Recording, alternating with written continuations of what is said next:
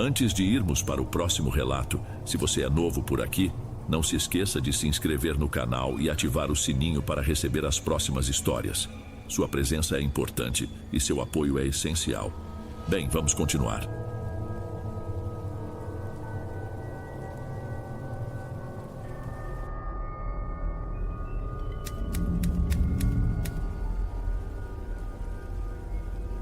Eu acho que a gente nunca sabe de verdade quando as coisas começam a dar errado. Para mim, por muito tempo, o ruim era o de sempre. Eu cresci dentro de uma casa onde o silêncio era pesado, denso e quase sempre o sinal de que ia dar ruim. Hoje, com mais de 30 anos, eu entendo que aquilo não era vida, mas na cabeça de um menino de 5 era apenas a rotina. Meu nome é Caio e preciso contar isso para tentar colocar as peças no lugar. Minha casa nunca foi um lar, era mais um cenário. As brigas dos meus pais, Edson e Silvia, era o que a gente ouvia sempre. Começavam baixinho, como um chiado de rádio mal sintonizado, e iam crescendo até preencher cada canto. Eu não entendia as palavras, dinheiro, desconfiança, mentira, mas entendia perfeitamente o tom. Era um som que fazia meu corpo ficar pequeno, que me fez querer sumir. Eu me trancava no quarto, que na verdade era só um canto dividido da sala, e ficava ali, quieto. Minha mãe saía no meio da noite, dizia que ia atrás do meu pai, que trabalhava como taxista e vivia sumido. Eu nunca soube se era verdade. O que eu sabia era que ela saía e eu ficava. Ficava com meu irmão, Fábio, que não tinha nem 1 ano de idade. Eu tinha 5. Cuidar dele era uma tarefa que me deixava perdido. Eu não tinha força nos braços para segurá-lo por muito tempo. Não sabia o jeito certo de trocar uma fralda e o choro dele me desesperava. Era um choro de fome, de frio, de solidão. E eu, com meu 1 e pouco de altura, só podia abraçá-lo, com um medo danado de que ele escorregasse e caísse. Às vezes, o choro dele se misturava com o meu. Quando minha mãe voltava, não havia abraço. Havia queixas. O cheiro de cigarro e de rua entrava com ela. Ela olhava para a bagunça, para nós dois encolhidos, e ela ficava ainda mais brava. Eu só queria que alguém passasse a mão na minha cabeça e dissesse que ia ficar tudo bem. A única paz que eu conheci naqueles tempos vinha de outro lugar. A casa da minha avó paterna, Dona Araci. Era uma casinha simples, de muro baixo, com um quintal de cimento queimado e samambaias penduradas na varanda. O ar ali era diferente. Cheirava a café passado na hora e a bolo de fubá. Dona Araci me deixava deitar com ela na rede, me contava histórias, me ensinava a rezar. Foi com ela que aprendi a oração do anjo da guarda. Decorei cada palavra, e aquela oração virou o que me segurava. Nas noites mais barulhentas lá em casa, eu fechava os olhos, apertava as mãos e recitava a prece na minha cabeça, de novo e de novo, até o som das vozes dos meus pais virar só um barulho longe. Lembro de uma noite em especial. Meus pais tinham brigado feio. Meu pai saiu batendo a porta e minha mãe foi logo atrás. Fiquei sozinho com o Fábio. Ele acordou chorando, um choro agudo que parecia cortar o silêncio. A mamadeira estava vazia. Eu sabia onde ficava o leite em pó, a água no filtro de barro, mas minhas mãos tremiam tanto que derramei metade do pó no chão da cozinha. Consegui fazer uma mistura rala, que não sei se alimentava ou só enganava a fome. Enquanto ele mamava, com os olhos grandes e molhados fixos em mim, eu senti um nó na barriga. Não era fome, era um medo estranho, tipo de gente grande, como se a gente tivesse sido largado ali. E que se acontecesse alguma coisa, ninguém viria nos ajudar. Meu pai, Edson, não era um homem mau, pelo menos não comigo. Às vezes, acho que ele só não sabia como existir dentro daquela casa. O trabalho no táxi era sua válvula de escape, e de vez em quando, ele me levava junto. Eram os melhores dias. Eu sentava no banco da frente com a janela aberta, e o vento no rosto parecia levar embora o cheiro de mofo e tristeza de casa. Ele me mostrava a cidade, apontava para prédios antigos, contava histórias de quando era menino. Nessas horas, ele era outro. Comprava para mim um picolé de groselha ou um saquinho de pipoca doce na porta da escola. Eram momentos pequenos, mas que para mim valiam ouro. Foi em um desses passeios que as coisas começaram a ficar diferentes. Ele começou a dar carona para uma moça. O nome dela era Vanessa. Ela era quieta, tinha um sorriso tímido e sempre se sentava no banco da frente. Eu e o Fábio, que já estava um pouco maior, ficávamos atrás. No começo, achei que era só mais uma passageira, como tantas outras. Mas ela se tornou uma presença constante. O estranho era que as corridas com ela nunca tinham um destino certo. A gente rodava por bairros tranquilos, ruas arborizadas onde o sol entrava manchado pelas folhas das árvores. E o meu pai mudava. O tom de voz dele ficava mais leve. Ele sorria com os olhos. Parecia relaxado, feliz. E quando ele estava feliz, era mais carinhoso com a gente. Fazia cócegas no Fábio, conversava mais comigo, contava piadas. A presença daquela mulher parecia acender uma luz dentro dele que em casa estava sempre apagada. Eu nunca perguntei quem ela era. Acho que uma parte de mim não queria saber a resposta. Eu era só uma criança, e crianças são egoístas nesse sentido. Eu só queria aquela versão do meu pai. O pai que sorria, que me dava atenção, que não gritava. Se era a presença dela que causava isso, então para mim estava tudo bem. Eu não via maldade naquilo. Via apenas uma trégua, um respiro no meio daquela vida ruim. Mas é claro que essa paz era comprada com uma moeda que eu não entendia. Eu só sabia que quando a gente voltava para casa e a porta se fechava, o ar ficava pesado de novo. Meu pai se encolhia, minha mãe o esperava com o olhar cerrado e o silêncio voltava a gritar. Eu passei a viver nesses dois mundos, o do táxi ensolarado e o do apartamento cinzento. E dentro de mim, uma sementinha de dúvida começava a brotar. Uma sensação incômoda de que aquela tranquilidade toda tinha um preço. E que mais cedo ou mais tarde isso ia dar problema. A conta chegou numa tarde de terça-feira. Lembro que o dia estava quente, abafado, e eu montava uma torre de copos de plástico com o Fábio no chão da sala. O som da chave na porta foi diferente. Não foi o arrastar cansado do meu pai, nem o jeito discreto da minha mãe. A porta se abriu com um tranco, batendo contra a parede e fazendo um quadro pequeno de paisagem. O único enfeite que tínhamos, cair e quebrar o vidro. Minha mãe estava parada ali, mas não era ela. O cabelo estava solto e desgrenhado, os olhos vermelhos e muito abertos, e ela respirava fundo, como um animal cansado. Ela me viu, e tudo ficou pior. Não houve tempo para pensar. Ela caminhou na minha direção, rápida, e seus dedos agarraram meu braço com uma força que eu não sabia que ela tinha. O que aconteceu depois, meu cérebro protegeu em flashes. Lembro da dor aguda e de ser sacudido. A voz dela era um zumbido agudo no meu ouvido, cuspindo palavras que não faziam sentido. Você sabia, você acobertou ele. Ela gritava, o rosto a centímetros do meu. Você ia com ele, via aquela vagabunda e não me contava nada. Ria de mim pelas costas igual ao seu pai.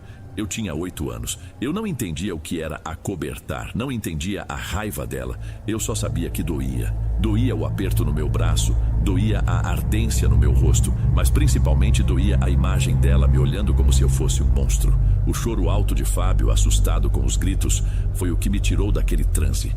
Num impulso me soltei com um puxão e agarrei a mãozinha dele. Saí correndo. Descalço, sem camisa, sem olhar para trás. A única coisa na minha cabeça era fugir. O cimento da área comum do prédio estava gelado e sujo, mas eu não senti. Corri até a porta da vizinha do lado, uma senhora que sempre me dava um sorriso, e bati com as 2 mãos, com força, até ela abrir. A imagem dela me olhando com os olhos arregalados de espanto nunca me saiu da memória. O marido dela chegou logo depois. Entre soluços, eu só consegui pedir uma coisa. Me leva para casa da minha avó. Não queria voltar para o apartamento. Não queria ver minha mãe. O vizinho, sem fazer perguntas, me colocou no seu carro. Fábio já tinha adormecido no meu colo, exausto de tanto chorar. Eu sentia meu corpo todo vibrar, mas era o coração que parecia estilhaçado. Quando Dona Araci abriu a porta e me viu daquele jeito tremendo, com o rosto cheio de marcas, os olhos dela se encheram de uma tristeza profunda. Ela não disse nada. Apenas nos acolheu, limpou meus braços com um pano úmido e nos deu um copo de leite com açúcar.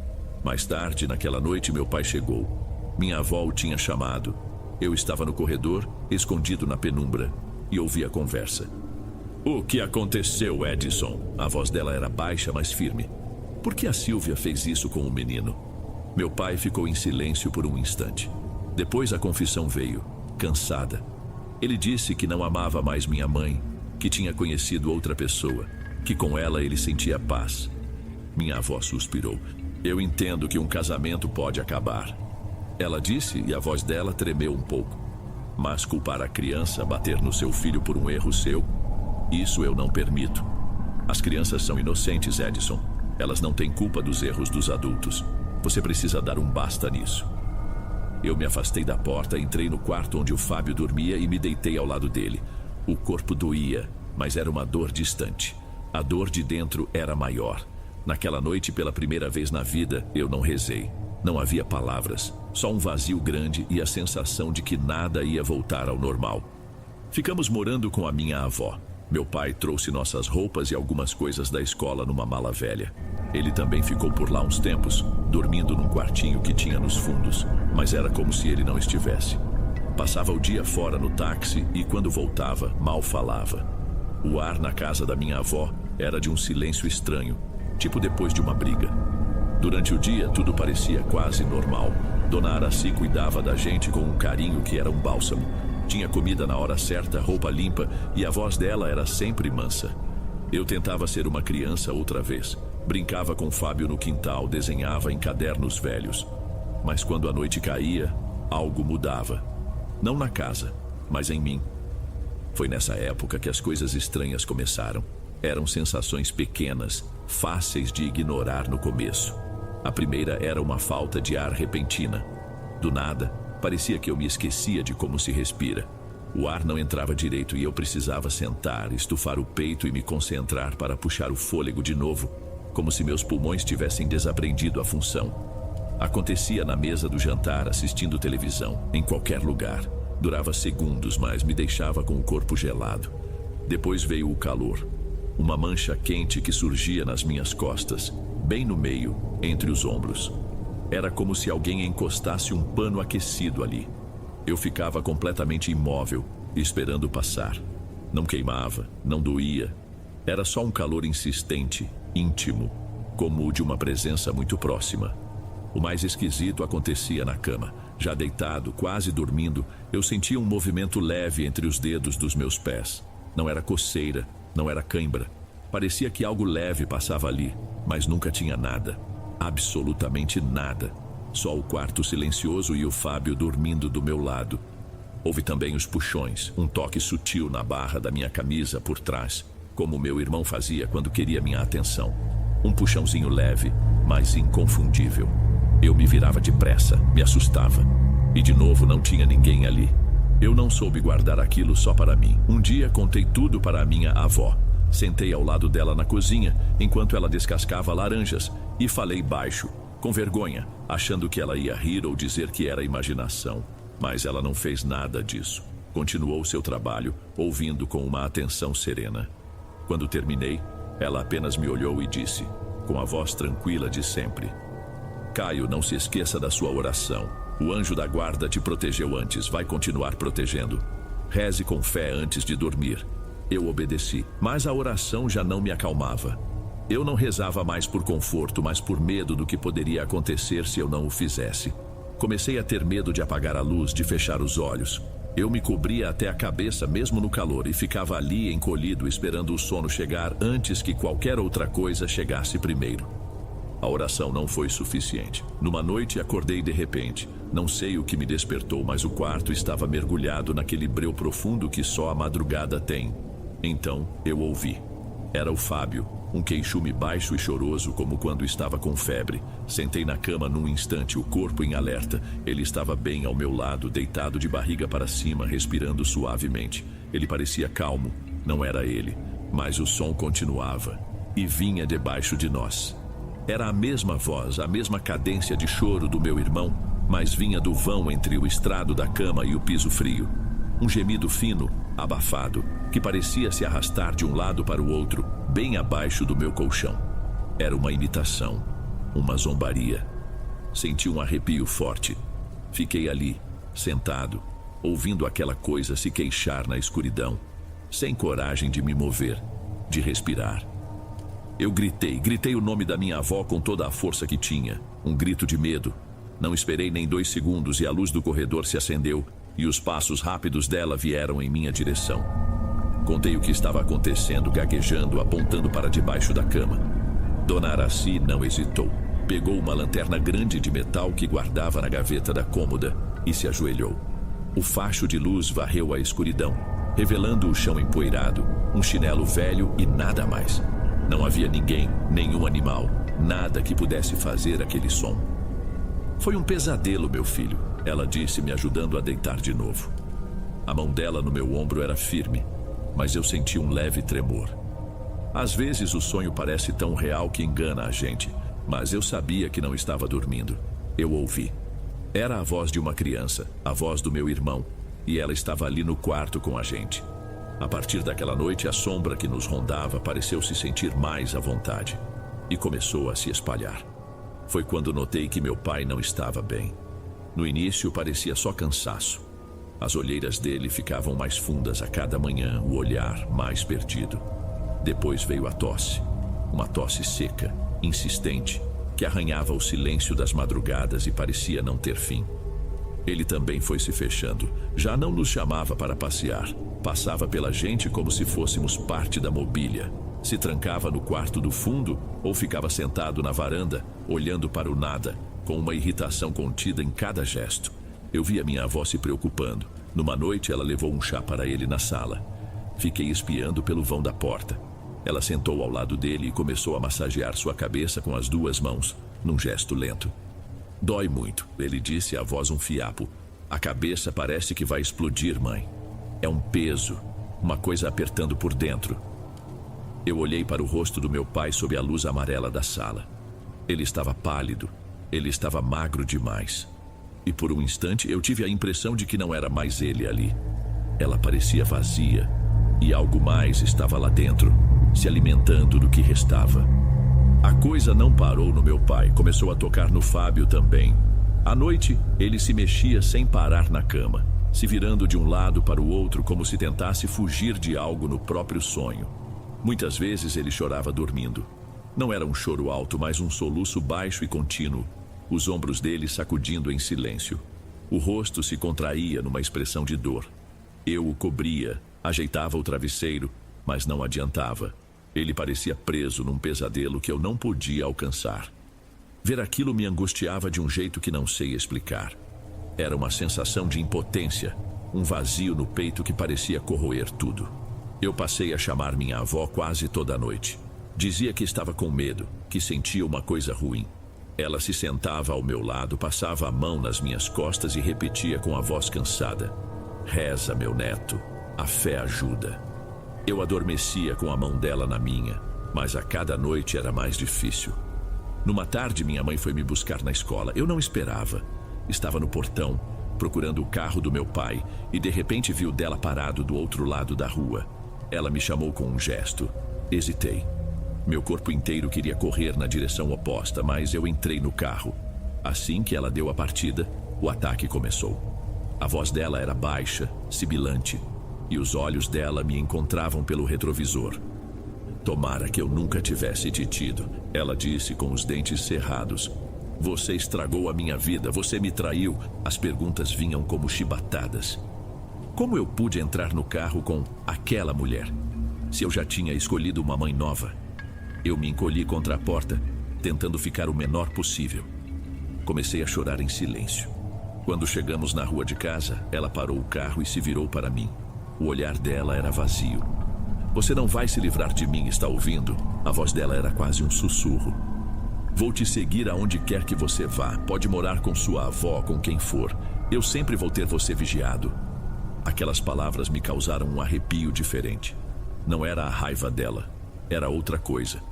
Assim que ela destravou as portas, eu saí correndo. Corri com todas as minhas forças, sem olhar para trás, sentindo que se ficasse mais um segundo ali, algo terrível iria acontecer. Naquela mesma noite aconteceu. Eu tinha adormecido com a luz do abajur acesa. Algo me despertou. Foi um golpe, uma pancada surda e pesada no meio do meu peito, como se alguém tivesse me empurrado com muita força para dentro do colchão. Abri os olhos e uma dor horrível me atravessou. O ar não vinha. Eu tentava puxar, mas algo me esmagava. Gritei. Um grito que mal saiu, abafado pela dor. Meu corpo começou a tremer sem controle. As mãos ficaram dormentes e a pele ardia, como se eu estivesse com febre alta. A última coisa que lembro foi do rosto assustado do meu irmão e do som do meu próprio grito antes de tudo ficar escuro. Acordei numa cama que não era minha, num quarto todo branco que cheirava a álcool. Dona Araci estava sentada numa cadeira ao meu lado, os olhos fundos de cansaço. Ela me disse que eu estava ali há 2 dias. Tive febres altíssimas, convulsões e os médicos do pequeno posto de saúde não encontravam uma explicação. Fiquei mais uma semana em observação, um tempo que se arrastou numa névoa de remédios e sono picado. E foi nessa névoa que os pesadelos fincaram raízes. Eram sempre os mesmos. Eu sonhava com uma mulher muito alta, com pernas e braços finos demais, longos demais, como os de um inseto. O rosto dela era um borrão, uma mancha escura sem feições.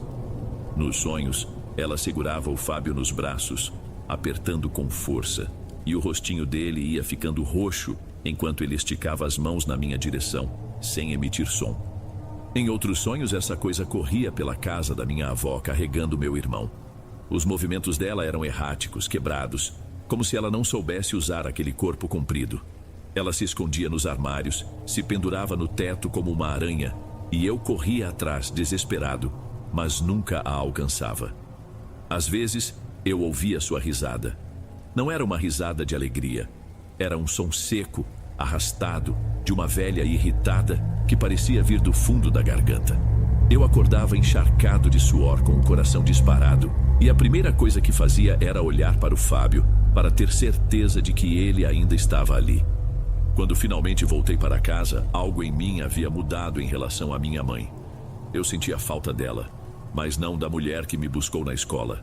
Sentia falta de uma mãe que talvez só existisse na minha memória de quando eu era muito pequeno. Ao mesmo tempo, a ideia de vê-la, de estar perto dela, me causava um incômodo ruim. Era um medo que não vinha da lembrança da agressão, mas de algo mais profundo, uma intuição de que chegar perto dela era perigoso. Eu a vi poucas vezes depois disso. Ela aparecia na porta da escola, mas eu me escondia na diretoria. Pedia para ligarem para a minha avó. Via ela passar de carro pela nossa rua. A cada vez, parecia mais magra, mais consumida. Ela estava magra demais e seu olhar era o pior. Havia algo oco, distante. A voz dela, quando eu a ouvia de longe, parecia forçada, como se ela estivesse imitando o jeito que uma mãe fala, mas sem sentir nada. Ela parecia vazia. Eu tinha 11 anos quando ela se foi. Minha tia materna veio nos contar. Disse que Silvia tinha falecido em casa sozinha, que nos últimos meses ela simplesmente se entregou. Parou de comer, de falar, de sair da cama. Deixou-se apagar em silêncio. Lembro que depois da morte dela, os pesadelos pararam.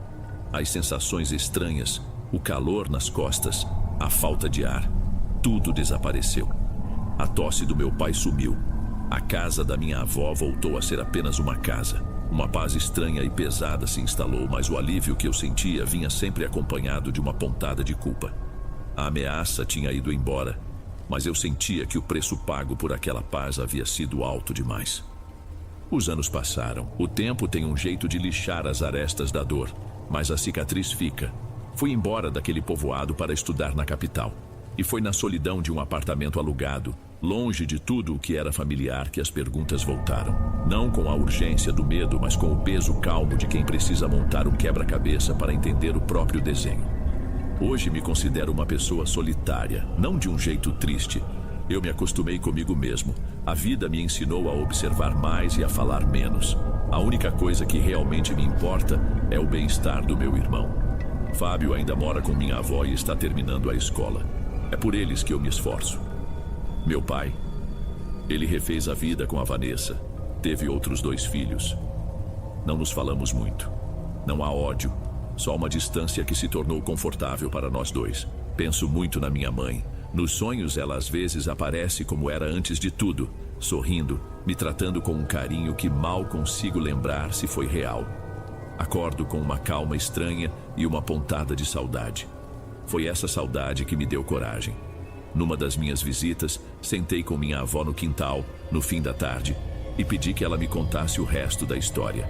Pedi que não me escondesse nada, que eu já era adulto e precisava saber. Dona Araci me olhou por um longo tempo, os olhos cheios d'água. Limpou as mãos no avental e começou a falar, a voz baixa, como se contasse um segredo pesado. Ela me disse que na época em que adoeci, e vendo que nem os médicos nem as orações traziam resposta, ela recorreu em desespero à única ajuda que lhe restava: uma benzedeira antiga da região, Dona Cássia. Foi essa mulher que lhes disse o que estava acontecendo. Minha mãe, Sílvia, cega pela dor da traição, tinha recorrido a coisas sombrias. Não era uma simpatia qualquer, Caio. Minha avó disse, olhando para as próprias mãos. Era um trabalho pesado. Coisa de gente que não teme a nada. Ela queria seu pai de volta, ou queria que ele sofresse o que ela sofreu. Mas o feitiço abriu uma porta que ela não soube fechar. Segundo Dona Cássia, uma coisa ruim grudou na dor da minha mãe, a raiva dela. E essa coisa não queria só o meu pai. Ela se alimentava do sofrimento da família inteira. E o alvo principal, o alvo éramos nós, as crianças. Queria nos apagar, nos consumir aos poucos.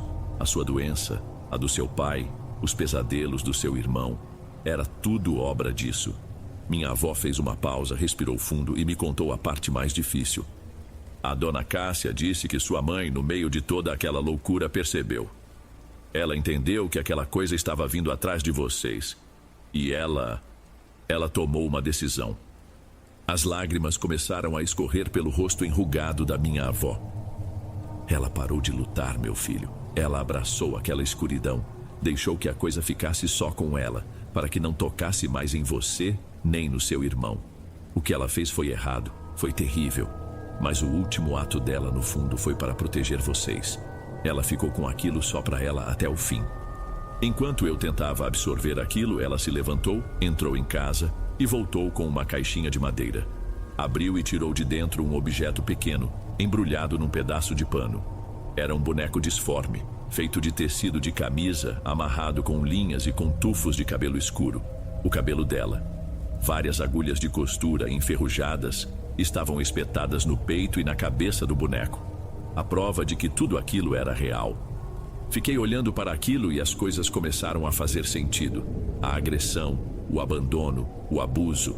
Nada disso foi apagado, mas foi recontextualizado. Minha mãe não era só uma vilã. Era uma mulher destruída que, para lidar com sua dor, se aliou a algo que a destruiu por completo. E no processo, nos feriu de forma irreparável.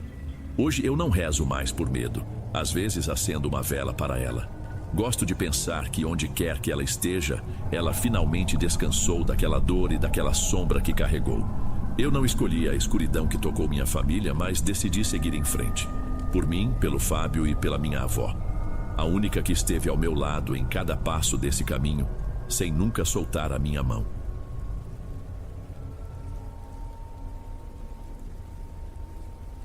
Antes de irmos para o último relato, se ainda estiver por aqui, comente o horário que está assistindo.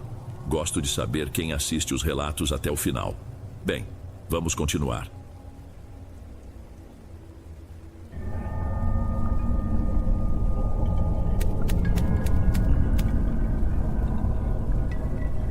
Meu nome é Diana. Hoje eu tenho 29 anos e um bom emprego em uma empresa de alimentos aqui na capital. Meu dia a dia é o mesmo da maioria das pessoas, eu acho.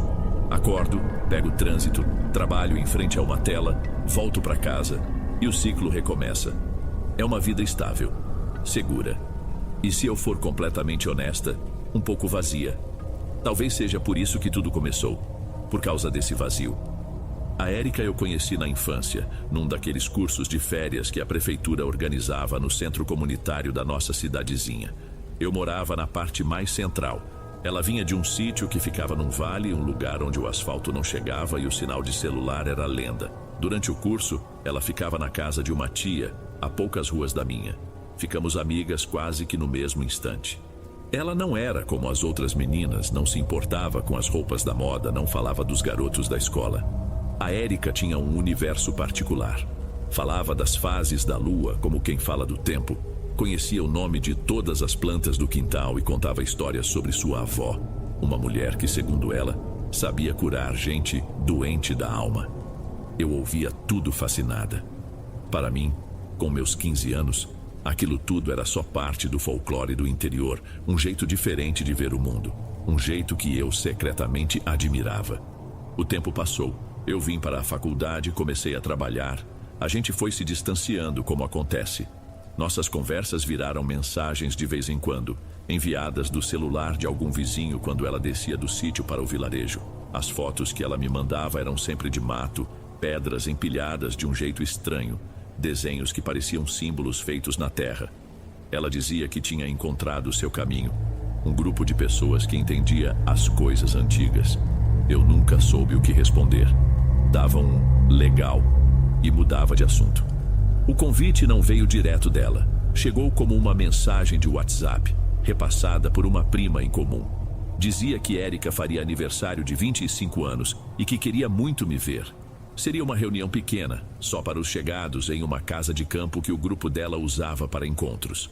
Ela jurava que não era nada esquisito, só uma comemoração.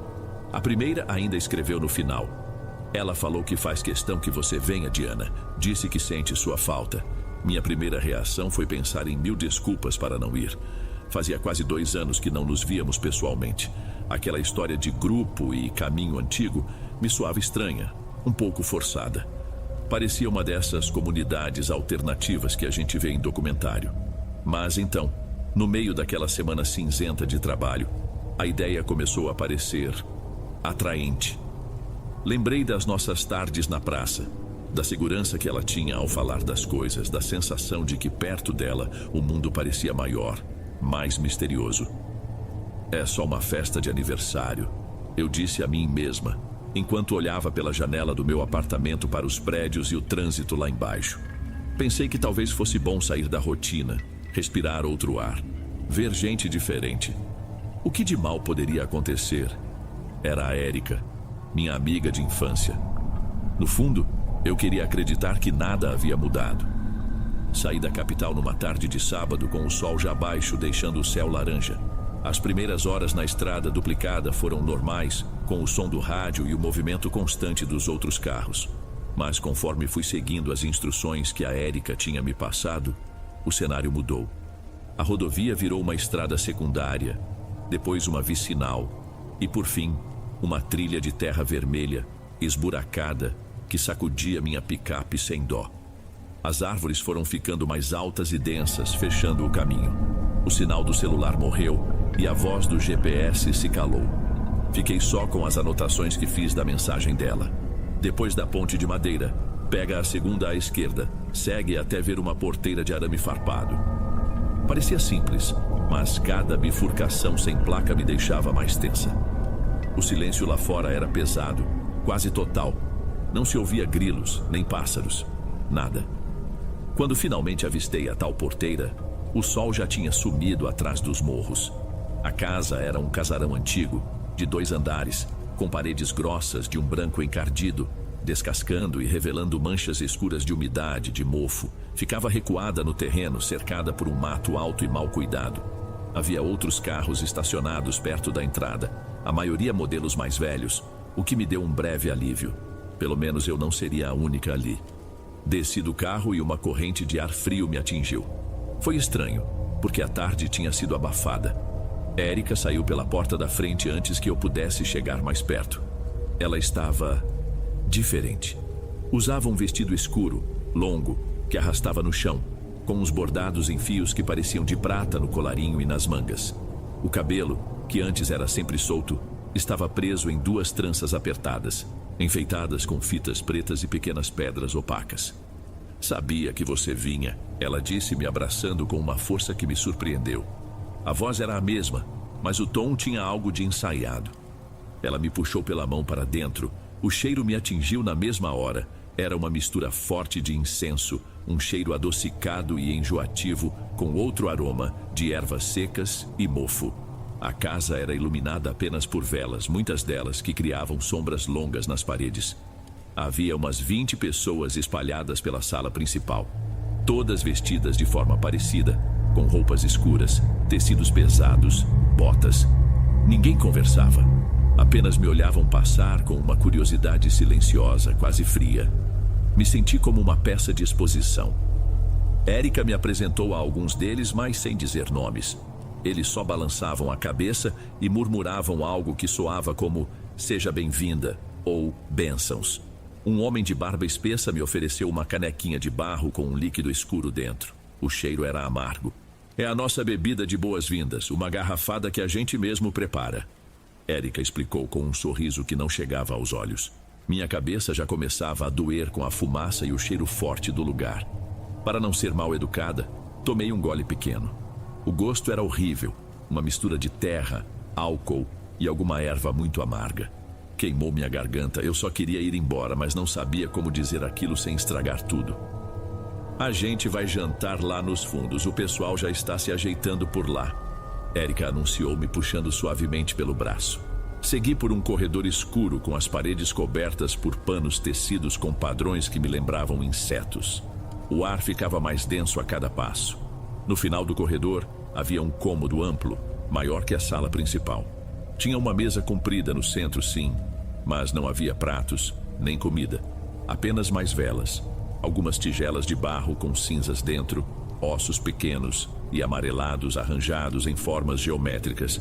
E no chão, um grande círculo desenhado com um pó escuro que parecia terra. Foi nesse momento que algo dentro de mim gritou. Não era só estranho. Tinha algo de muito errado ali. Uma parte antiga do meu cérebro, a parte do puro instinto, gritava para eu fugir. Meu estômago se revirou. Eu preciso usar o banheiro, Érica. Onde fica? Minha voz saiu mais fina do que eu queria. Ela apontou para uma portinha de madeira no canto do cômodo, o rosto sem expressão. É ali, mas não demora, tá? A gente está esperando por você, é importante. Entrei e girei a tranca velha na mesma hora. O alívio durou 1 segundo. O banheiro era minúsculo, com um espelho manchado sobre a pia e uma janelinha basculante no alto da parede, pequena demais até para uma criança. Era uma armadilha. Meu reflexo parecia o de outra pessoa, os olhos arregalados, o rosto pálido. A tontura da tal bebida que me deram estava mais forte. Peguei o celular com as mãos trêmulas, sem sinal como eu imaginava. Mas por algum milagre, o ícone do Wi-Fi estava aceso com um ponto de conexão fraco. A rede se chamava A Casa. Não pensei 2 vezes. Abri a conversa com meu pai, compartilhei a localização e digitei o mais rápido que pude. Pai me busca, lugar estranho, não tô bem, vem logo. A mensagem ficou ali, com aquele reloginho do lado, indicando que estava tentando ser enviada. Rezei para que fosse. Do lado de fora, a voz de Érica soou, agora sem nenhuma gentileza. Diana, vamos, estão todos prontos, e batiam na porta. Primeiro, uma batida leve. Depois, mais forte. Fiquei encolhida ali, tentando ganhar tempo, mas eu sabia que não tinha saída. A maçaneta começou a girar com força. Destranquei a porta antes que a arrombassem. Érica estava parada do outro lado e o olhar dela não era mais o da minha amiga. Era frio, determinado. Ela segurou meu braço e dessa vez o aperto foi firme, quase doloroso. Ela não me puxou, me conduziu. Me levou até o centro exato daquele círculo desenhado no chão. As outras pessoas fecharam o caminho atrás de mim, formando uma barreira humana. Eu estava presa. As velas da maior parte do cômodo foram apagadas, deixando apenas as que estavam dentro e ao redor do círculo. A pouca luz fazia o símbolo no chão parecer se mover. Alguém começou a cantarolar uma melodia baixa, monótona, em uma língua que eu nunca tinha ouvido. Outra pessoa sacudia um chocalho feito de sementes, um som seco e constante. A tontura aumentou. Minhas pernas pareciam feitas de algodão. Tentei me soltar de Érica, mas ela me segurava com uma força absurda. Não precisa ter medo, ela sussurrou no meu ouvido. Você sempre fez parte disso, só não sabia ainda. Uma mulher alta com o rosto coberto por um véu preto e grosso entrou no círculo. Em uma mão, ela segurava uma vela. Na outra, uma adaga pequena, de lâmina curva e cabo de osso. Ela caminhou lentamente na minha direção, o tecido do véu ondulando. O silêncio se tornou absoluto, exceto pela cantoria e pelo chocalho. Ela parou na minha frente. Érica agarrou minha mão esquerda e a ergueu, com a palma para cima. A mulher do véu aproximou a adaga. Eu me debati, gritei, mas era inútil. Senti a picada fria e cortante na minha pele, uma dor aguda queimando. Vi meu próprio sangue brotar, uma gota escura e espessa que pingou no pó preto do círculo. No instante em que o sangue tocou o chão, senti uma vibração sob meus pés. Não foi um tremor. Foi como se o assoalho de madeira, a terra debaixo da casa, tudo tivesse respirado. Uma única, lenta e profunda inalação. O som que cortou o ar não veio de dentro da casa, veio de fora. Um grito, uma voz masculina e furiosa chamando meu nome. Diana, abre essa porta! Meu pai! A mensagem tinha chegado. O cântico parou na mesma hora. As pessoas no círculo se viraram na direção da entrada. Um monte de gente no escuro. Ouvi o barulho da porta da frente sendo forçada, estalando. Meu pai não estava sozinho. Ele entrou empurrando quem estava na frente, com 2 homens que eu reconheci de vista do nosso bairro, ambos segurando lanternas fortes que rasgavam a escuridão da sala. Érica ainda me segurava. O aperto dela era desesperado. Não, ela não pode ir. Ela gritou não para o meu pai, mas para a mulher do véu. Meu pai me alcançou e me puxou pelo outro braço. Por um segundo eu fui um cabo de guerra humano entre a minha amiga de infância e o meu pai. Ele me puxou com mais força, me arrancando do aperto dela e me abrigando atrás dele. O que vocês fizeram com a minha filha? Ele disse com raiva, a voz grave de um jeito que eu raramente via. A mulher do véu apenas nos observava, imóvel. Antes que meu pai me arrastasse para fora, a voz dela soou por baixo do tecido, uma voz rouca, que parecia arrastar no chão. Já é tarde, o que foi oferecido já foi aceito. Meu pai não esperou para ouvir mais nada. Ele me empurrou para fora daquele cômodo pelo corredor e me jogou dentro da picape. Eu tremia tanto que mal conseguia me sentar direito. Enrolei a mão ferida no meu próprio cachecol, mas o sangue já o ensopava. Ele deu a partida e cantou pneu na terra batida, sem nem olhar para trás. Na estrada, eu olhava para a casa pelo retrovisor e jurava que conseguia ver todas aquelas pessoas paradas na frente, apenas silhuetas escuras nos observando partir. O caminho de volta foi um borrão. Eu não conseguia falar. Só soluçava, abraçada aos meus joelhos. Quando chegamos em casa, as luzes estavam todas acesas e minha mãe nos esperava no portão, como se soubesse. Meu pai não deve ter explicado nada pelo telefone, só o essencial. Ela me abraçou sem fazer perguntas, me levou para a cozinha e me fez sentar perto do fogão a lenha que estava aceso, mesmo no calor. Ela lavou o corte com água morna e sabão. A ferida era mais funda do que eu pensava, um talho limpo bem no centro da palma da mão. Enquanto ela preparava um curativo com uma pomada de ervas que guardava em um pote de vidro, a única coisa que eu conseguia pensar era na sensação do chão respirando. Naquela noite dormi no quarto dos meus pais, na cama entre eles, como eu fazia quando era criança e tinha medo do escuro. Mesmo assim, não descansei. Acordei na manhã seguinte com uma dor pulsante na mão. Quando tirei a faixa que minha mãe tinha colocado, o cheiro era ruim. A pele ao redor do corte estava inchada, com uma coloração arroxeada, quase preta. Mas o pior não era isso. Do corte, subindo em direção ao meu pulso como um fio de tinta sob a pele, havia uma linha fina e escura. Uma veia negra que não estava ali antes. A reação dos meus pais àquela linha preta foi o que confirmou que a situação era grave de verdade. Meu pai, um homem prático, falou na hora em me levar para o pronto-socorro na cidade vizinha. Disse que era uma infecção, uma bactéria daquela faca suja. Mas a minha mãe balançou a cabeça. Ela olhou para a minha mão, depois para os meus olhos, e eu vi um tipo de medo antigo no rosto dela. Um medo que não se resolve com antibiótico. Isso não é coisa de médico, Mário, ela disse baixo, a voz trêmula. Nos dias que se seguiram, a casa mudou. Deixou de ser o nosso lugar seguro. Começou com coisas pequenas, fáceis de ignorar. Um vulto que eu via pelo canto do olho. A porta de um armário na cozinha que encontrávamos aberta pela manhã. Meu pai culpava o vento, minha mãe, a nossa distração. Mas nós 3 sabíamos que era outra coisa. O ar dentro de casa parecia mais pesado, carregado. O pior foi quando começou a afetar a Giovana, minha irmã mais nova. Ela tinha 11 anos, uma menina que dormia a noite inteira e nunca teve medo de nada. Na terceira noite depois do meu retorno, ela acordou gritando. Fomos todos correndo para o quarto dela. Estava sentada na cama, os olhos arregalados, apontando para o canto escuro do quarto. Tinha uma moça ali, mãe. Ela soluçou se agarrando no pescoço da minha mãe. A moça do cabelo de corda. Ela ficava só me olhando. Cabelo de corda, foi o que ela disse. As tranças da Érica. Naquela noite ninguém mais dormiu direito. Eu também comecei a ouvir coisas. Murmúrios baixos, como se alguém estivesse falando em um rádio muito mal sintonizado, sempre que eu ficava sozinha. Sentia também uma mudança de temperatura brusca em certos pontos da casa, um frio úmido que não vinha de nenhuma janela aberta, e a sensação constante, horrível, de estar sendo observada. Eu estava no meu quarto com a porta trancada, e mesmo assim, sentia que havia olhos em mim. Uma semana depois do ocorrido, a Giovanna acordou gritando de novo. Dessa vez, era diferente. Quando minha mãe acendeu a luz, havia 3 arranhões vermelhos e finos no braço dela, como se tivessem sido feitos por unhas compridas. Minha mãe começou a chorar em silêncio. Meu pai, ao ver aquilo, socou a parede do corredor com tanta força que o gesso rachou. O medo deu lugar a uma certeza terrível. Aquela coisa, o que quer que fosse que trouxeram para a minha vida naquela noite, não estava contente em me atormentar. Estava se espalhando, estava tocando na minha família. Cada vez que a Giovanna tinha um pesadelo, a linha preta no meu braço parecia mais escura, mais nítida. A dor na minha mão aumentava.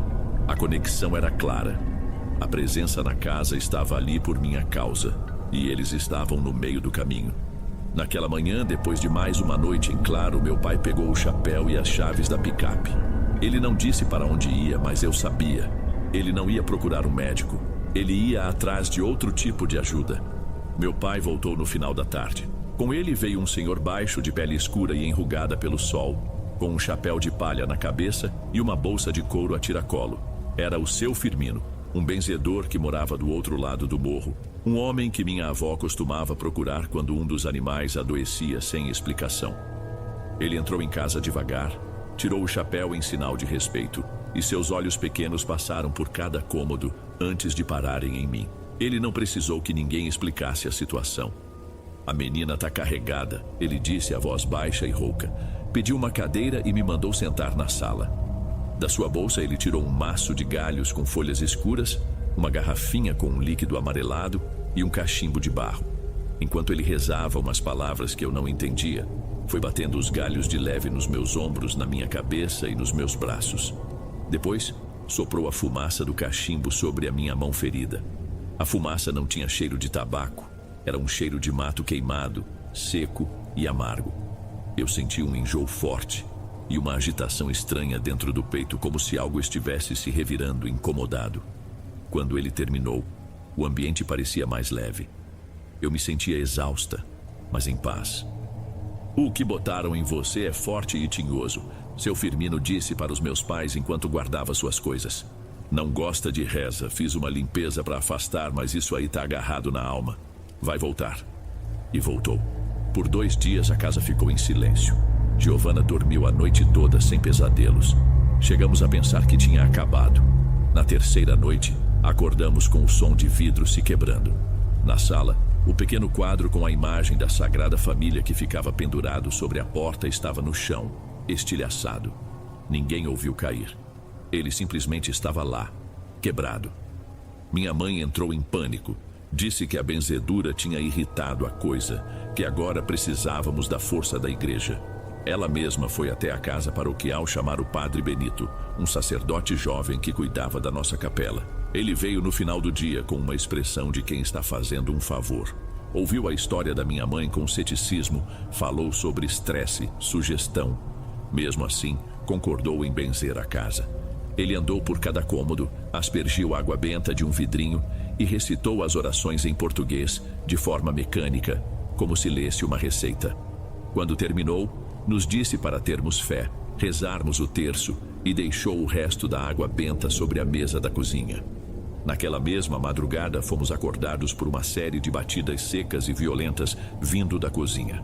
Parecia que alguém estava dando pancadas na parede com um martelo. Meu pai pegou um facão que guardava na gaveta e foi na frente. Quando acendemos a luz, todas as portas dos armários estavam escancaradas. As panelas, no chão. E no centro da mesa, o vidrinho de água benta que o padre deixou estava em cacos, numa poça d'água que evaporava lentamente, soltando uma fumaça fina e com um cheiro azedo como de enxofre. Ficamos os 4 parados ali no meio da bagunça em silêncio. A esperança frágil que tínhamos se desfez completamente. Estávamos sozinhos, e a coisa que morava conosco estava apenas começando a mostrar sua força. A partir daquela noite, a coisa mudou de tática. Os barulhos altos diminuíram, as portas pararam de bater, O terror se tornou silencioso e, por isso mesmo, muito pior. Ele começou a nos consumir por dentro, a minar nossa vida dia após dia.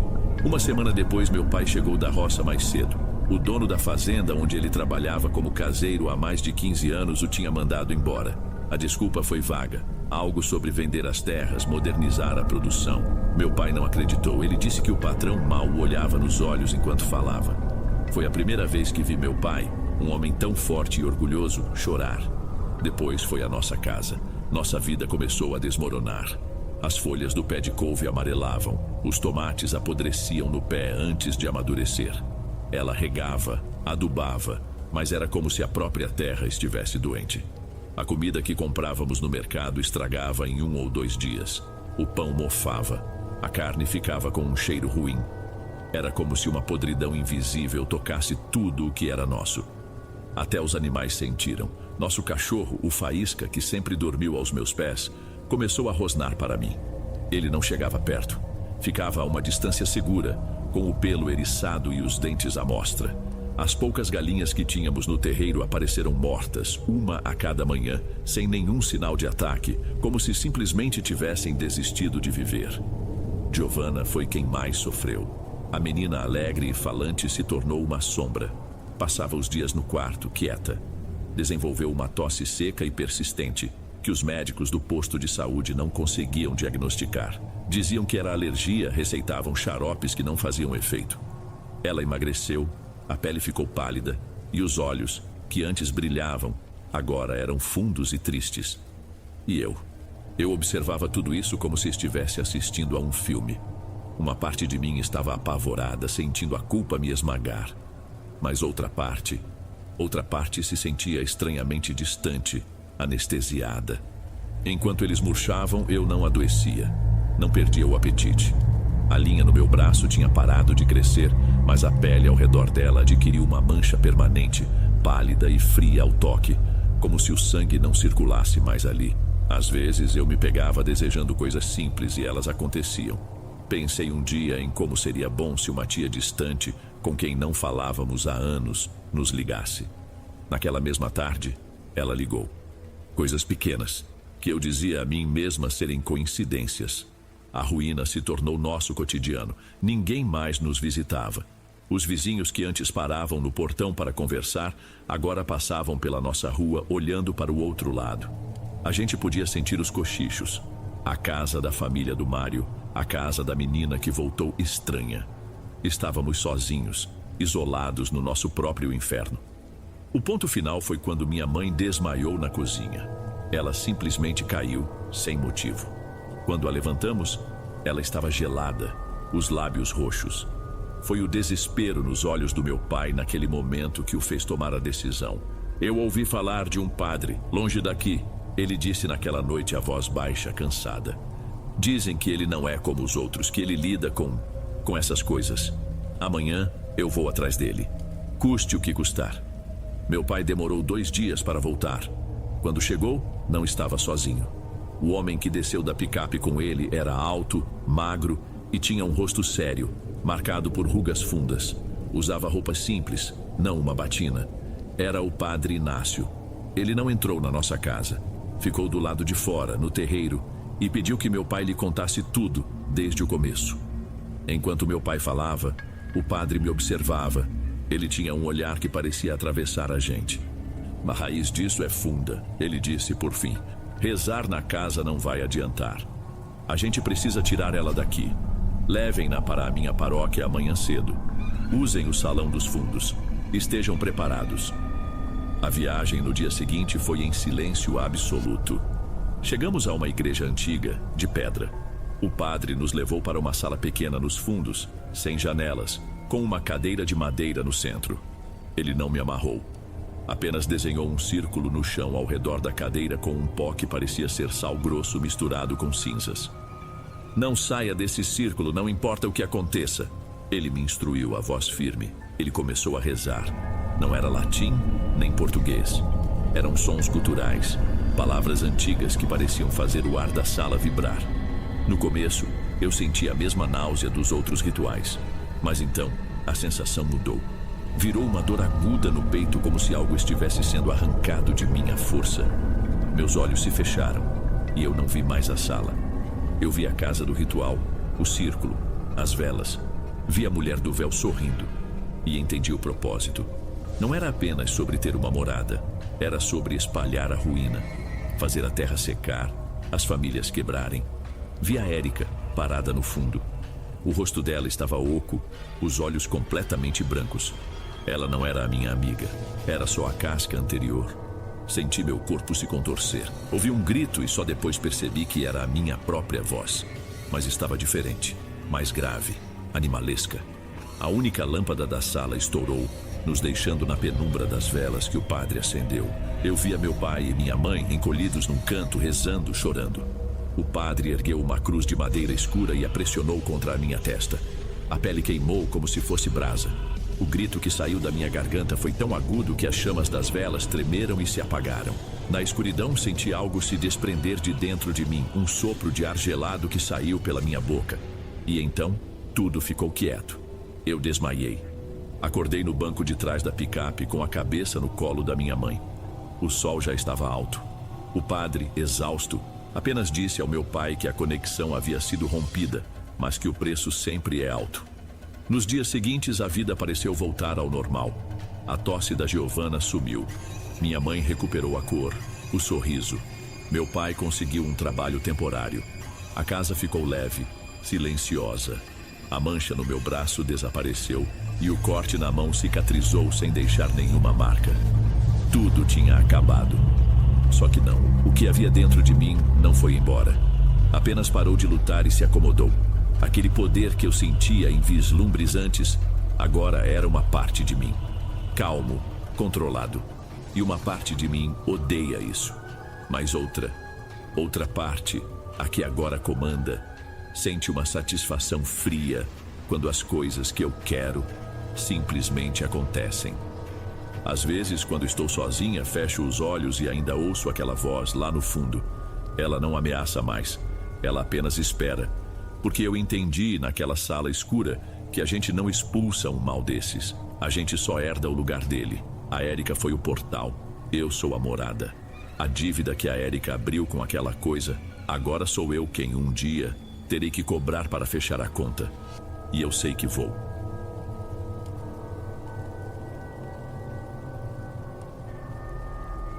Ei pessoal, obrigado por ouvirem. Clique no sininho de notificações para ser alertado de todas as futuras narrações. Lanço vídeos novos todos os dias por aqui. Espero te ver nos próximos. Agora na tela vou deixar outros 2 bons vídeos que sei que irão gostar. Te vejo por lá.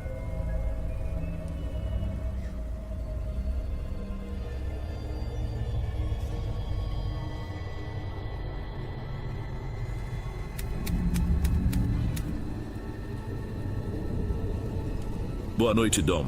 Eu não sei bem por onde começar a contar isso. Talvez pelo começo de tudo, antes de a nossa vida virar do avesso.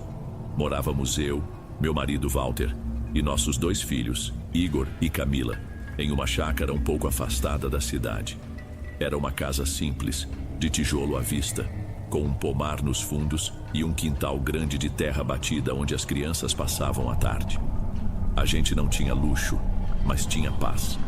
Estávamos juntos havia quase 10 anos. Walter trabalhava na cidade em uma distribuidora e eu cuidava da casa, das crianças e de uma pequena horta que nos dava quase tudo.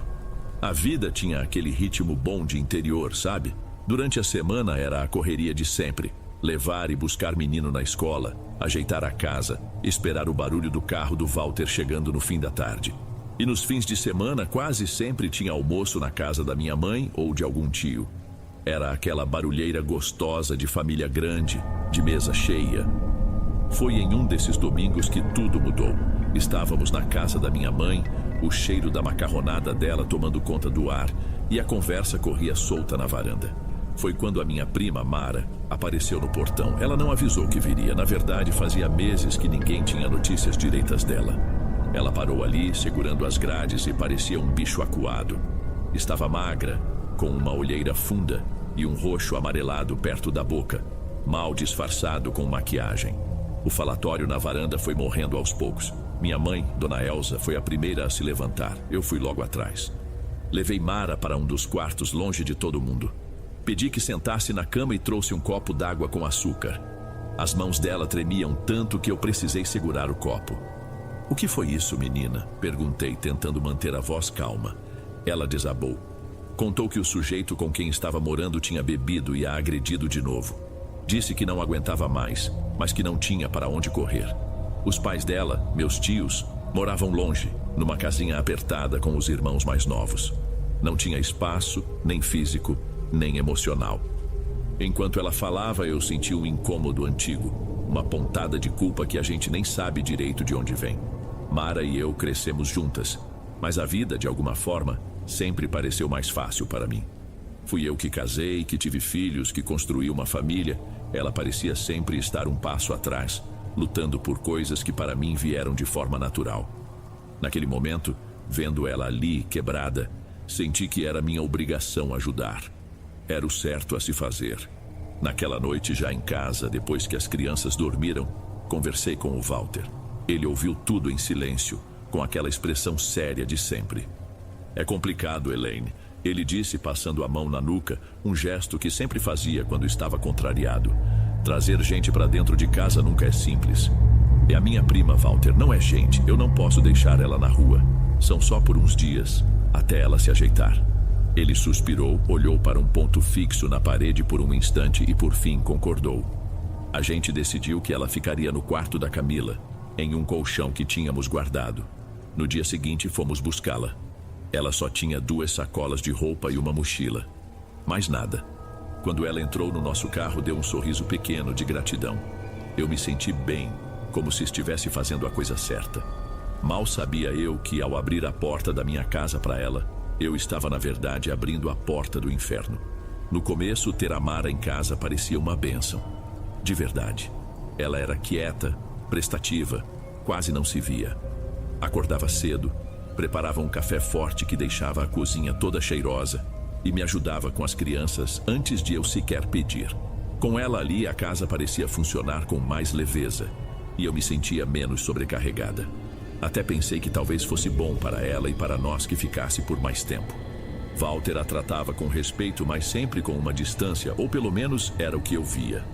Ele continuava o mesmo de sempre, calado, chegando cansado do trabalho. A mudança que eu notei não foi nele, foi na forma como ele agia comigo. Aos poucos, os pequenos gestos sumiram. Ele parou de me dar um beijo quando chegava, de segurar minha mão enquanto a gente via o jornal na televisão. Trazia pão doce ou alguma fruta da cidade, mas colocava o pacote na mesa da cozinha e ia direto para o banho sem nem me olhar direito. Eu dizia para mim mesma que era coisa da minha cabeça, o cansaço do trabalho, a preocupação com as contas. A gente sempre arruma uma desculpa, não é? Cerca de um mês depois, a própria Mara conseguiu um trabalho.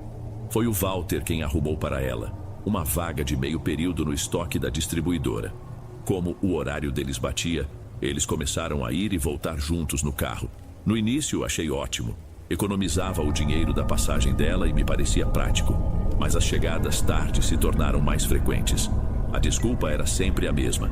Precisamos fechar um pedido. O caminhão atrasou. E eu acreditava. Por que não acreditaria? Walter nunca tinha me dado um motivo real para desconfiar. E Mara? Bem, Mara era minha prima, a quem eu tinha estendido a mão. Eu nunca ia imaginar uma traição vindo dela. Foi Mara quem me deu um presente, uma semana depois de começar a trabalhar. Um gesto de agradecimento, ela disse. Era um espelhinho de bolsa, redondo, com uma moldura de metal escuro, meio envelhecido, com uns desenhos que pareciam ramos de folhas secas. "Para você se lembrar do quanto é bonita, prima", ela me disse com um sorriso forçado. Achei o presente meio estranho, antigo, mas agradeci e joguei dentro da minha bolsa, sem dar muita importância. Aos poucos, o clima em casa começou a pesar. Eu não sei explicar direito. Era como se o ar ficasse mais denso, mais difícil de respirar. Eu me sentia cansada o tempo todo, um cansaço que parecia vir dos ossos, que nenhuma noite de sono resolvia. Minhas mãos começaram a tremer por nada e uma dor fina se instalou na minha nuca, uma dor que não passava nunca. Coisas pequenas, eu sei, mas que somadas começavam a montar um quebra-cabeça que eu não conseguia entender, As coisas na casa começaram a dar errado junto comigo. O dinheiro que Walter me dava, que antes era suficiente, agora sumia antes do dia 20. A comida na despensa parecia estragar mais rápido, o arroz criava caruncho, o feijão mofava. Ele começou a reclamar, dizia que eu estava esbanjando, que não sabia mais controlar as coisas. Cada palavra dele me feria um pouco, minando a minha confiança, me fazendo sentir incompetente. O pior foi com as crianças. Igor, que sempre foi um menino doce, ficou respondão, agressivo. Qualquer não que eu dizia era motivo para uma crise de choro e raiva. Já a Camila se fechou. Minha menina falante ficou quieta, passava horas no quarto desenhando figuras estranhas, escuras, que ela escondia se eu me aproximava. Nenhum dos dois queria mais meu colo, evitavam meu abraço. Na hora de comer, eles se sentavam à mesa, comendo por obrigação, rápido, de cabeça baixa. Eu me sentia um fantasma na minha própria casa. Foi aí que as coisas realmente estranhas começaram. Coisas pequenas, fáceis de ignorar no início. Um dia, encontrei um rastro de sal grosso derramado na soleira da porta da frente. Varri, pensando que algum saco devia ter rasgado. Outra vez, a porta do guarda-roupa do meu quarto, que sempre emperrava, apareceu escancarada no meio da noite. E então veio o símbolo. A primeira vez que o vi foi no espelho do banheiro.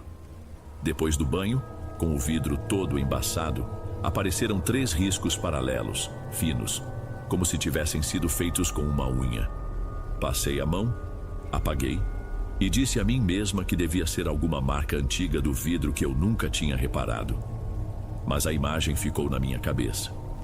Alguns dias depois, o símbolo apareceu de novo. Desta vez, estava arranhado de leve na moldura de madeira escura do único porta-retrato que tínhamos na sala. Uma foto nossa, da família toda, no último aniversário do Igor. Os 3 riscos estavam ali em cima do meu rosto na foto. Dessa vez, não dava para negar. Aquilo não era coincidência.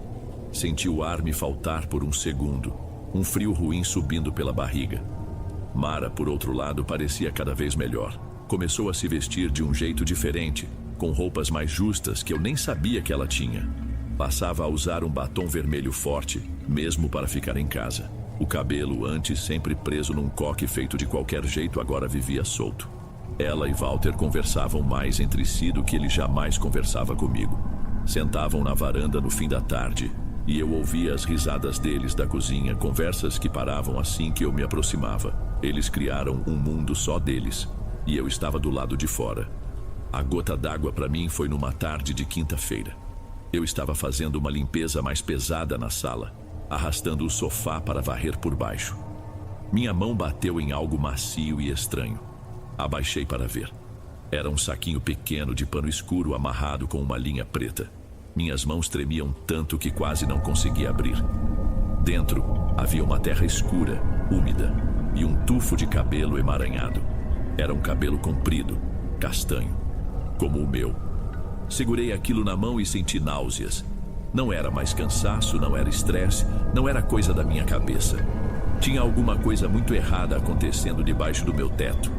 Alguém tinha colocado aquilo ali. E no fundo, bem no fundo, eu já sabia quem era. A primeira que eu acolhi, a mulher que eu ajudei, estava fazendo alguma coisa comigo. E eu não tinha a menor ideia de como lutar contra aquilo. Eu não disse nada. O que eu poderia dizer? Peguei aquele saquinho nojento, enrolei num pedaço de jornal velho e escondi no fundo da minha gaveta, debaixo de tudo. Fiquei com medo. Um medo físico que deixava a boca seca e as pernas fracas.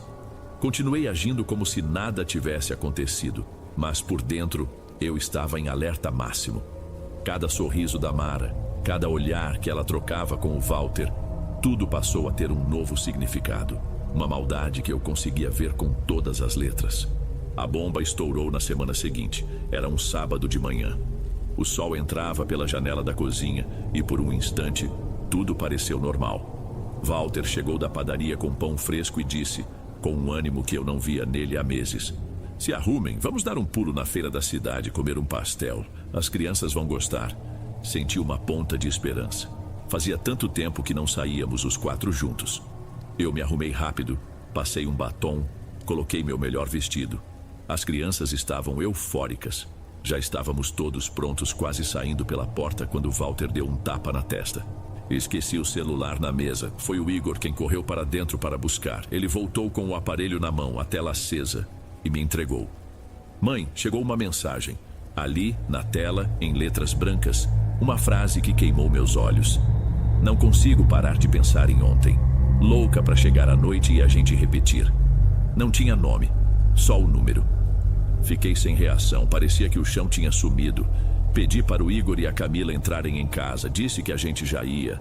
Peguei meu próprio celular que tremia na minha mão e disquei o número da mensagem. Apertei o botão de ligar e esperei. Lá de dentro da cozinha ouvi o toque de um celular. Um toque que eu conhecia, porque era a mesma música irritante que Mara tinha colocado. Ela apareceu na porta da cozinha com o celular na mão, olhando para a tela. Quando me viu parada ali, o celular na mão, o sorriso que estava no seu rosto murchou. A gente se olhou e ela entendeu tudo na hora. Não fiz escândalo. A raiva que subiu foi tão grande que me deixou com uma calma fria. Caminhei até o carro onde Walter me esperava, impaciente. Abri a porta e estendi o celular dele. De quem é a mensagem? Perguntei com uma voz que não parecia a minha. Ele olhou e empalideceu, tentou gaguejar uma desculpa, dizer que era um amigo brincando, mas ele nunca foi bom de mentira. Não conseguiu sustentar meu olhar. Elaine, não é o que você está pensando. Ela... Há quanto tempo? Cortei, ríspida. Ele abaixou a cabeça e confessou. Disse que estava acontecendo há alguns meses.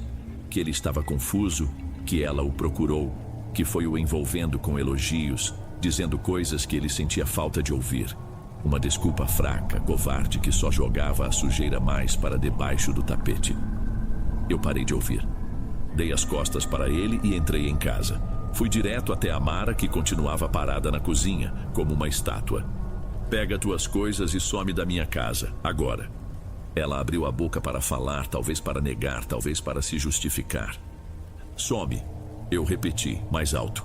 Pega o que conseguir carregar, porque o que ficar eu vou queimar. Não dei a ela a chance de responder. Fui para o meu quarto, tranquei a porta e fiquei lá. Não chorei, não gritei. Eu só fiquei sentada na beirada da cama, olhando para a parede, enquanto tudo desmoronava lá fora. Eu não sei quanto tempo fiquei trancada naquele quarto. Horas, talvez um dia inteiro.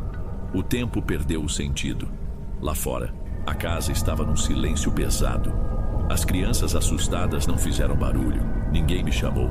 Walter não voltou naquela noite e Mara tinha sumido como fumaça. Era como se a minha família inteira tivesse sido apagada e só eu tivesse sobrado ali no meio. Quando a noite caiu, a raiva deu lugar a um vazio tão grande, tão pesado que eu mal conseguia respirar. Olhei meu reflexo no vidro escuro da janela. Vi uma estranha, uma mulher acabada, com o rosto inchado e os olhos mortos. A dor era tanta que por um momento a única saída que fez sentido foi acabar com ela de vez. Saí do quarto e andei pela casa sem nem saber o que estava fazendo. Fui até o quartinho de ferramentas que ficava nos fundos da chácara, um lugar úmido que cheirava a terra e ferrugem. Ninguém nunca entrava ali. No meio da bagunça vi um pedaço de corda grossa, daquelas que a gente usava para amarrar lenha. Peguei. Minhas mãos não tremiam mais. Estavam frias, firmes. Passei a corda por cima de uma viga de madeira do telhado, subi num caixote velho. O nó já estava feito. Eu só precisava dar o próximo passo. Foi quando ouvi as batidas na porta da frente, batidas fortes, insistentes, e uma voz me chamando. Elaine, abre essa porta, minha filha, sou eu, sua mãe. Eu não sei como ela soube. Ela nunca aparecia sem avisar, mas ela estava lá. Aquela voz me trouxe de volta à realidade. Desci do caixote, deixei a corda cair no chão e fui abrir a porta, arrastando os pés. Assim que ela me viu, não disse nada, apenas me abraçou. Um abraço apertado de mãe que me quebrou em 1000 pedaços. Ali, nos braços dela, eu desabei de vez. Um choro feio, de bicho ferido. Contei tudo: a traição, as coisas estranhas, o cansaço, o saquinho com cabelo, a mensagem no celular. Ela me ouviu em silêncio, alisando meu cabelo, até que eu não tivesse mais fôlego para falar. Quando terminei, ela se afastou um pouco e segurou meu rosto com as 2 mãos, me forçando a olhá-la. Você precisa de ajuda, filha, e não é de médico, ela disse com a voz firme. Tem gente que mexe com coisa que não devia, e graças a Deus, tem gente que sabe como limpar a sujeira dos outros. A gente vai na Dona Olívia amanhã bem cedo. Dona Olívia era uma senhora que tinha uma barraquinha de ervas e velas no mercado da cidade. Minha mãe sempre comprava um galho de arruda com ela para espantar o mal-olhado. Eu nunca tinha dado muita atenção. Para mim, era só coisa de gente antiga. No dia seguinte fomos. A barraca dela ficava num canto mais escuro do mercado, cheirava a incenso, cera de abelha e um monte de mato seco. Dona Olívia era uma mulher pequena, de pele enrugada pelo sol e uns olhos incrivelmente claros e atentos. Ela me olhou de cima a baixo antes mesmo que minha mãe dissesse qualquer coisa. Senta aqui, menina. Ela apontou para um banquinho de madeira. Ela não me fez perguntas. Pegou um copo com água, acendeu uma vela branca ao lado e começou a rezar baixinho, palavras que eu não entendia. Depois, ela simplesmente me olhou nos olhos por um longo tempo. Isso não é seu, minha filha. Ela disse por fim com uma certeza que me deu um arrepio. Isso foi feito e colocado em você. Um trabalho para te secar por dentro, para te tirar tudo. Força, ânimo, teu marido, teus filhos, até a tua vida. E veio de alguém que sentou na sua mesa e comeu no seu prato. Alguém com uma inveja antiga, coberta por um sorriso de pena. Cada palavra que ela dizia confirmava o terror que eu sentia. Não era loucura minha, era real. E pela primeira vez em meses, alguém não só acreditou em mim, como me deu um nome para o meu inimigo. Dona Olívia me levou para os fundos da barraca, um quartinho pequeno separado por uma cortina de miçangas. Ela me fez sentar, pegou um ramo de folhas frescas amarrado com uma fita vermelha e mergulhou num pote com um líquido de cheiro forte que ardeu meu nariz. Começou a me benzer, passando o ramo pelo meu corpo todo, da cabeça aos pés, enquanto rezava numa velocidade que eu não conseguia acompanhar. A cada batida do ramo em mim, meu estômago se revirava. De repente senti uma ânsia de vômito violenta. Ela pareceu perceber porque empurrou um balde velho para perto de mim. Eu me curvei e vomitei. Mas o que saiu não era comida. Era uma espuma escura, grossa, quase preta, misturada com algo que parecia fios de cabelo e uma matéria fibrosa, como teia de aranha. O cheiro era de coisa podre, de carne estragada. Bota pra fora, bota tudo, Dona Olívia falava firme atrás de mim. Isso tudo é o que te deram para comer. É a sujeira que plantaram dentro de você.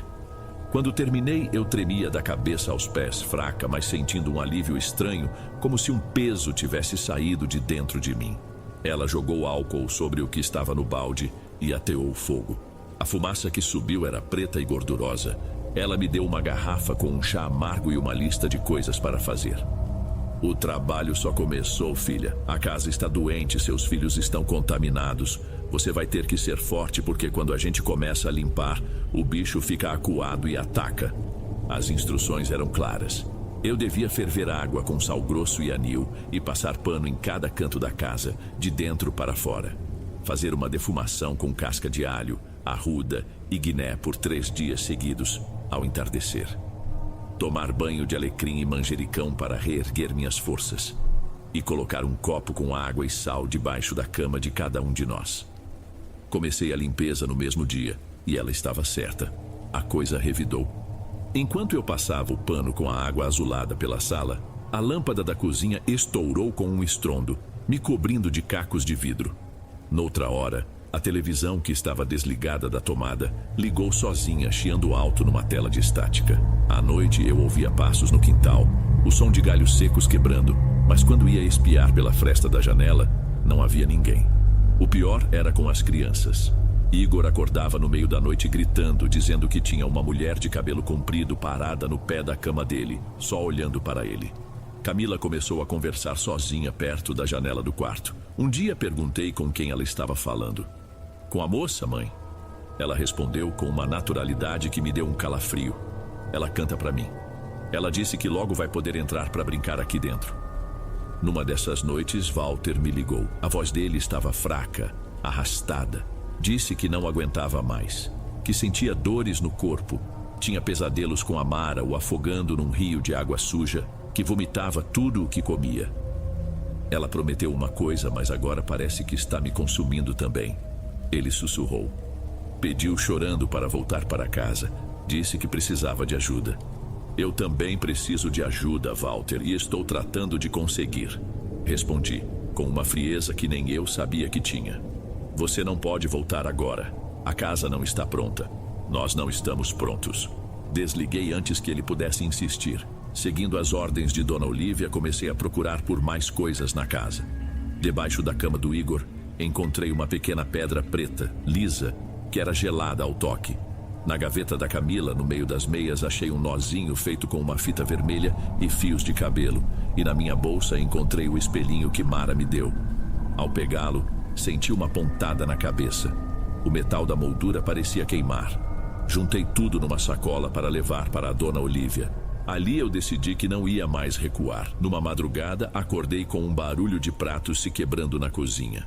Levantei devagar, o coração martelando na garganta. Cheguei na porta da cozinha e parei. As portas de todos os armários estavam abertas. No chão, no meio dos cacos de 2 pratos, alguém tinha usado o açúcar derramado do pote para desenhar um símbolo. 3 riscos paralelos, perfeitos. Era uma mensagem, uma provocação. Eu não recuei. Olhei para aquela bagunça, para aquele desenho de maldade no meu chão e senti a raiva superar o medo. Voltei para o quarto, peguei o terço que minha mãe tinha me dado e um saquinho com sal grosso. Aquela era a minha casa. Aqueles eram os meus filhos. E eu não ia perder. Levei a sacola com as coisas que encontrei para a Dona Olívia. Ela pegou cada objeto com a ponta de um pano, sem tocar diretamente, e os examinou sob a luz fraca da sua barraca. Isso aqui é a âncora dela na sua vida, ela disse apontando para o espelhinho. É por onde ela te vigiava, te sugava. O resto são selos para prender a energia ruim nos seus filhos. Ela pegou um martelo pequeno e, cobrindo o espelho com um pano grosso, deu uma única batida forte. Ouvi o vidro se estilhaçando lá dentro. Depois, queimou o nó de fita e cabelo numa latinha com álcool, e a fumaça que subiu tinha um cheiro adocicado e enjoativo. A pedra preta ela enterrou num pote fundo cheio de sal grosso. Agora o mais importante, as crianças. Ela me olhou com seriedade. O mal encostou neles. Precisa tirar antes que crie raiz. Levei Igor e Camila no dia seguinte. Tive que inventar uma desculpa de que íamos passear. Com o Igor, ela usou um ovo. Passou o ovo por todo o corpo dele, rezando sem parar. Quando ela quebrou o ovo num copo com água, a gema estava escura, quase preta, e a clara formou uma teia grossa, com uma mancha no meio que parecia uma aranha. Meu estômago embrulhou. Com a Camila, foi mais suave. Ela apenas soprou fumaça de um cachimbo de barro com ervas cheirosas sobre ela e lhe pendurou no pescoço um pequeno saquinho de pano com cânfora dentro. A porta dela é sensível, disse a velha. Não é para fechar, é para proteger. Depois disso, uma paz que eu não sentia há muito tempo desceu sobre a casa. Foi quase uma semana de normalidade. As crianças voltaram a rir, a brigar por besteira. Igor dormia a noite inteira e até me pediu para ler uma história para ele. Camila parou de falar com a moça da janela. O ar ficou leve, a comida voltou a ter gosto. Eu comecei a me permitir respirar, a pensar que talvez finalmente a guerra tivesse acabado. Foi uma trégua falsa, uma armadilha. Numa manhã, eu estava no quintal, estendendo roupa no varal. O sol estava quente. Os passarinhos cantavam. Fui pegar um pregador que tinha caído perto da cerca que dividia nosso terreno da estradinha de terra. Ao me abaixar, meu pé afundou numa parte do chão que estava fofa, remexida. Gelei. Olhei em volta. Alguém tinha cavado ali. Meu instinto gritou. Corri para o quartinho de ferramentas. Peguei uma pá pequena de jardinagem e voltei. Comecei a cavar com o coração na boca. A uns 20 centímetros de profundidade, a pá bateu em algo duro. Vidro. Terminei de cavar com as mãos, sentindo a terra úmida e fria. Era um pote de vidro, daqueles de conserva, bem fechado. E o que tinha dentro fez meu estômago embrulhar. Era a foto do porta-retrato da sala, a nossa foto de família. Mas agora ela estava toda riscada com os nossos olhos furados. A foto estava enrolada em alguma coisa. Um bicho, um passarinho morto com as penas sujas de terra, amarrado com metros e metros de linha preta. Eu fiquei de pé com aquele pote imundo na mão, sentindo o vômito subir pela minha garganta. Foi quando eu olhei para a estrada. E eu a vi. Mara estava parada do outro lado, debaixo de uma mangueira a uns 50 metros de distância. Era só uma silhueta contra a luz forte da manhã, mas eu sabia que era ela. Estava ali, imóvel, apenas me observando. A gente se olhou. Não havia mais sorriso, não havia mais disfarce. O que eu vi, mesmo de longe, foi um ódio puro, frio, derrotado. Ficamos assim por talvez 10 segundos, mas pareceu muito mais tempo. Então, como se soubesse que seu último truque tinha sido descoberto, ela se virou lentamente e começou a caminhar pela estrada, até sumir na poeira e no calor. Eu sabia com toda a certeza do mundo que aquele tinha sido o último ataque. O golpe final e desesperado de alguém que tinha perdido. Dona Olívia nem pareceu surpresa quando viu o pote. Ela o pegou com respeito, como se manuseasse um bicho peçonhento. O último suspiro do bicho, ela disse com a voz baixa. É um selo de retorno. Se você não achasse, o mal ia ficar ali, esperando uma brecha, uma fraqueza sua para voltar a entrar. Você foi forte, menina, mais forte do que ela pensava. Dessa vez o ritual foi diferente. Ela me levou para trás da casa dela num quintal de terra batida. Fez um pequeno círculo de pólvora no chão, colocou o pote no meio e ateou fogo. O círculo queimou rápido com um clarão azulado. Quando as chamas se apagaram, ela quebrou o pote com uma pedra e enterrou tudo ali mesmo, cobrindo com sal grosso e borrifando uma água escura por cima. Acabou, ela disse, limpando as mãos na saia. A ligação foi cortada. Ela não tem mais poder sobre você ou os seus. Mas o estrago que uma coisa dessas faz na vida de uma pessoa... Ah, minha filha, essa é uma cicatriz que não some. Fique atenta. O mal não morre. Ele só se afasta, esperando a gente se descuidar de novo. Os meses seguintes foram de uma calma estranha, uma paz que eu precisava reaprender a sentir. A casa voltou a ter cheiro de bolo de fubá. As risadas das crianças voltaram a preencher os cômodos. Eu plantei 2 mudas de espada de São Jorge na entrada, uma de cada lado da porta, como a Dona Olívia me ensinou. Um muro de proteção, ela disse. Walter reapareceu uns 3 meses depois. Estava mais magro, com uns fios de cabelo branco na têmpora que não tinha antes. Ele não pediu para voltar. Pediu perdão. Disse que estava fazendo tratamento, conversando com um padre, tentando entender a escuridão em que se meteu. Eu o ouvi, sem raiva e sem pena. O amor que eu sentia tinha virado pó, mas ele ainda era o pai dos meus filhos. Eu permiti que ele os visse nos fins de semana, aqui na chácara, sob meu olhar, sem promessas, sem futuro. O nosso casamento tinha morrido naquele sábado de manhã. O que sobrou foi só um acordo para criar as crianças. Nunca mais vi Mara, ninguém viu. A última notícia que tive veio pela minha mãe, que ouviu de uma tia distante. Disseram que ela tinha simplesmente sumido. A família dela a procurou, mas não achou rastro. Uns diziam que ela tinha entrado num ônibus para o norte, outros juravam que a tinham visto andando sozinha perto da linha do trem com os olhos vazios, falando com as sombras. Ela virou uma história, um conto de terror para assustar os outros. A vida seguiu. Eu continuei meu trabalho, cuidei dos meus filhos, da minha casa, da minha horta. Tudo parece normal para quem olha de fora. Mas o medo deixa uma marca. Às vezes, no meio da noite, eu acordo com um barulho qualquer e meu corpo inteiro fica tenso. Cada sombra no canto do olho é uma ameaça em potencial. Cada silêncio prolongado é uma espera. Eu fechei a porta que foi aberta, tranquei com 7 chaves e coloquei um santo forte de sentinela. Mas eu sei que ela esteve aberta. E essa é uma lembrança que nunca, nunca mais vai embora.